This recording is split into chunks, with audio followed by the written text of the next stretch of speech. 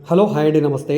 ఈరోజు మనకి విజయవాడ భవానీపురం కార్పొరేషన్ లిమిట్స్‌లో విజయవాడ కనకదుర్గమ్మ గుడికి, కృష్ణమ్మ నదికి చాలా దగ్గరగా ఉండే భవానీపురం ఏరియాలో ఒక లో కాస్ట్ ఇండివిడ్యువల్ హౌసు సేల్‌కొచ్చిందండి. 18, 36 కొలతల్లో ఉండే 72 గజాల నార్త్ ఫేసింగ్ రేకుల షెడ్డు 3 పోర్షన్‌ల ఇల్లండి. సో, అంటే 3 గదుల్లాగా అనమాట. ఒక్కొక్క గదిని రూ. 3000కి రెంట్‌కైతే ఇచ్చారు.